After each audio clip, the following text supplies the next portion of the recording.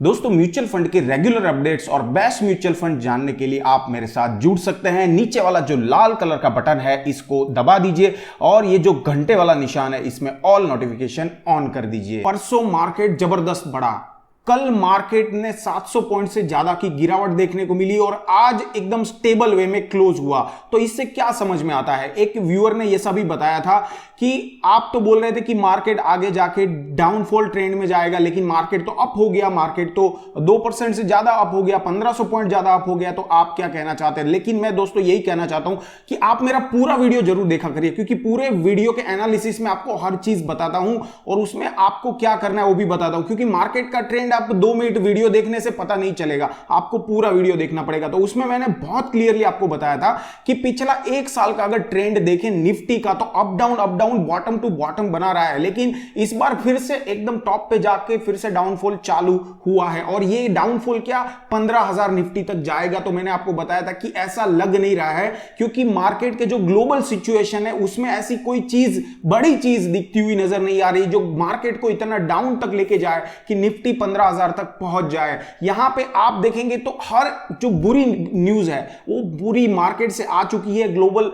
News जो है USA से ले ले या आप एशियन मार्केट से ले ले, पूरी चीज यहां पे आ चुकी है। तो यहां पे मार्केट बढ़ने के पीछे कोई ऐसी बड़ी वजह नहीं रही थी। परसों जब 2% मार्केट बढ़ा था उसके पीछे कोई ऐसी बड़ी वजह नहीं थी कि मार्केट क्यों इतना ज्यादा बढ़ गया, या इन्फ्लेशन कम हुआ, या किसी की मीटिंग हुई, किसी का डिक्लेरेशन आया, या आप देखेंगे कि जो इंटरेस्ट रेट है उसमें कोई कम किसी ने किया। ऐसी कोई भी न्यूज नहीं आई थी, बट एक सेंटीमेंट हुआ था कि अब यार बहुत बड़ी बड़ी चीजें हो चुकी है, अब इतना इससे ज्यादा कुछ नहीं होने वाला है, इससे ज्यादा मार्केट में गिरावट नहीं देखने को मिलेगी, या ऐसे बुरी न्यूज तो आ ही नहीं सकती। बस वही एक जो रिलीफ रैली है वो यहां पे देखने को मिली थी, इसीलिए मार्केट बढ़ा था। वो बुरी खबरें क्या क्या है जिससे लोगों को ऐसा लग रहा है कि अब इससे तो नीचे कुछ हो ही नहीं सकता है? तो उसमें एक तो है पैसा, यानी कि रुपया वर्सेस डॉलर। अगर आप देखेंगे 80 रुपीज के आसपास पहुंच चुका है, तो ये सबसे लोएस्ट पोजीशन पे अभी यहां पे ट्रेड कर रहा है। इसके साथ में अगर आप क्रूड ऑयल के प्राइस देखेंगे तो $100 के आसपास है, अभी भी 10% की गिरावट देखने को मिली है कल ही।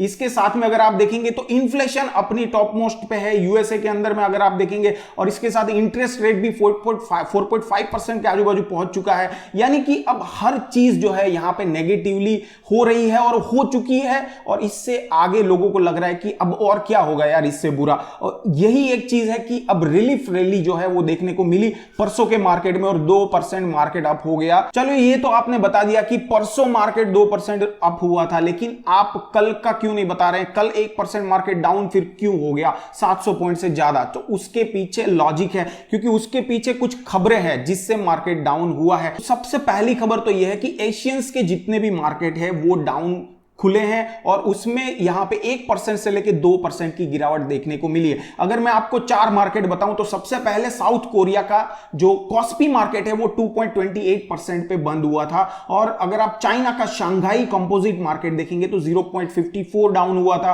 और जापान का निकाई 1.53% डाउन हुआ था। यानी कि जो एशियंस मार्केट है उसमें गिरावट देखने को मिल रही है, और उसकी इफेक्ट कहीं ना कहीं इंडिया पे आ रही है। अब ये एशियन मार्केट्स के अंदर गिरावट क्यों आ रही है? क्योंकि यहां पे जो मैन्युफैक्चरिंग इंडेक्स है वो कम हो रहा है, यानी कि मैन्युफैक्चरिंग कम हो रही है, उसकी वजह से डिमांड बढ़ रही है, और उसकी वजह से फुलफिल नहीं कर पा रहा है मार्केट, और इसकी वजह से मार्केट डाउन जा रहा है। दूसरा सबसे बड़ा रीजन है कोविड-19। जी हां, आपको लग रहा होगा कि कोविड खत्म हो चुका है, लेकिन चाइना के अंदर अभी भी कोविड का वेव चल रहा है, और यहां पे मास वैक्सीनेशन हो रहा है, मास टेस्टिंग हो रही है, और कुछ कुछ इलाके में तो फिर से लॉकडाउन लगना चालू हो गया है, और इसकी वजह से यहां पे जो मैन्युफैक्चरिंग है उसका कम हो रहा है, मैन्युफैक्चरिंग इंडेक्स कम आ रहा है, और ये एक सेंटीमेंट पैदा कर रहा है, और इसकी असर कहीं ना कहीं एशियन मार्केट में देखी जा रही है, और उसकी असर यहां पे इंडियन मार्केट में भी देखी गई है। अब जिसका सबसे बड़ा प्रभाव रहता है हमारे इंडियन मार्केट के ऊपर वो है यूएस का मार्केट, और यूएस के मार्केट में पिछले 4 दिनों से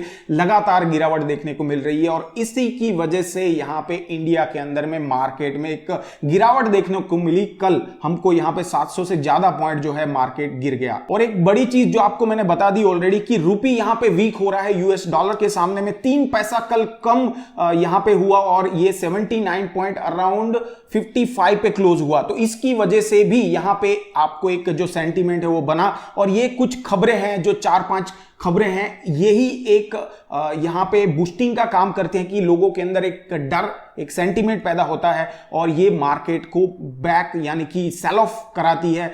जो सेल ऑफ होता है वो बढ़ता जाता है और यहाँ पे मार्केट जो है वो गिरता है। आपने अगर एक चीज नोटिस की हो, कल के मार्केट में जब मार्केट डूबा था तो निफ्टी के अंदर आईटी सेक्टर जो है वो 2% गिर गया था और ओवरऑल अगर देखेंगे तो 1% की गिरावट थी मार्केट में, लेकिन आईटी सेक्टर 2% गिर गया था। मैंने अगर आपको 3 दिन पहला वाला वीडियो अगर आपने देखा होगा तो मैंने क्लियरली बताया था कि जो नास्डाक है और जो डो जोन्स है, जहां पे यूएसए का मार्केट हमारा यहां पे बहुत सारा प्रभाव पैदा करता है, तो उसके अंदर में जो नास्डाक है वो सबसे ज्यादा आईटी स्टॉक्स जिसमें रहते हैं वो यहां पे काफी गिरावट देखने को मिली थी। और मैंने बताया था कि इंडिया के अंदर जो आईटी स्टॉक है उसमें भी गिरावट देखने को मिलेगी और ये लगातार हो रहा है। उस टाइम पे भी गिरा था और कल भी जब मार्केट गिरा 2% की गिरावट देखने को मिली आईटी स्टॉक्स यानी कि आईटी कंपनीज के अंदर में। तो अब क्या करना चाहिए हमें? अब यहां पे म्यूचुअल फंड वाले सेम स्ट्रेटजी है, आप एसआईपी कर रहे हैं, कंटिन्यू करते रहिए और मार्केट के डाउनफॉल में, ऐसे जब डाउनफॉल आते हैं, मैंने आपको बताया था कि मार्केट अभी आपको बहुत मौके देगा लमसम करने के, तो आपका जो लमसम इन्वेस्टमेंट जो भी पैसा पड़ा है उसको कुछ पार्ट में डिवाइड कर दीजिए, 4 या 5 पार्ट में, और जब मार्केट ऐसे 1-2% से ज्यादा गिरता है तब आप एक एक पोर्शन लमसम करते जाइए, क्योंकि दिवाली तक ये मार्केट ऐसे ही वॉलेटाइल रहने वाला है। और जो स्टॉक वाले हैं, मैं आपको बहुत क्लियरली बता रहा हूं कि वैल्यू इन्वेस्टिंग को फॉलो करें। वैल्यू इन्वेस्टिंग क्या होती है?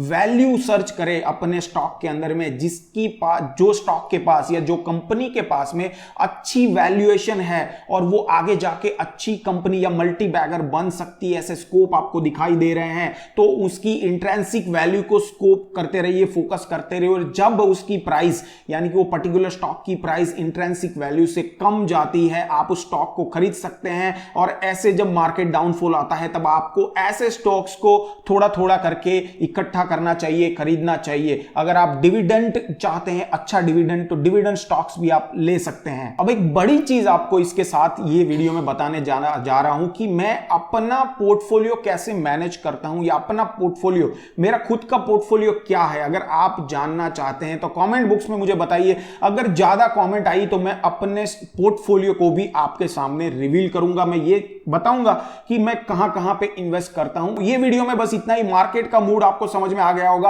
आगे चल के क्या होगा ये भी आपको बहुत सावधान रहना है, क्योंकि मैं हर बार आपको बता रहा हूं कि ये साल पूरा वॉलेटाइल साल रहने वाला है, अप डाउन आपको मिलते रहेंगे। लेकिन अब दिवाली के बाद, दिवाली तक आपको ऐसा सेंटीमेंट दिखता रहेगा, लेकिन दिवाली के बाद मार्केट अप जा सकता है, ऐसी संभावनाएं हैं। क्योंकि आप देख रहे हैं ना, मार्केट में हर बुरी चीज हो चुकी है, तो अब और कोई स्कोप नहीं है, अब धीरे धीरे मार्केट अप जाएगा। और यहां पे ग्लोबल न्यूज में यह भी आया है कि मार्केट में एक बड़ा बबल बन सकता है, बड़ा बबल बन सकता है। तो आपको हमेशा एक वैल्यू इन्वेस्टिंग के ऊपर फोकस करिए, लॉन्ग टर्म इन्वेस्टिंग के ऊपर फोकस करिए, शॉर्ट टर्म इन्वेस्टिंग में मत जाइए, क्योंकि मार्केट बहुत वोलेटाइल है, मार्केट में एक बड़ा बबल बन सकता है। मार्केट आपको दिखेगा बहुत क्विकली हाई जाएगा, क्विकली डाउन जाएगा, ऐसा बहुत चीज आपको देखने को मिलेगा आगे में। संभल के खेलिएगा और लॉन्ग टर्म इन्वेस्टिंग के बारे में सोचिएगा, वैल्यू इन्वेस्टिंग के बारे में सोचिएगा, तभी आप ऐसे बढ़ते चढ़ते मार्केट में एक स्टेबल रिटर्न जनरेट कर सकते हैं लॉन्ग टाइम पे।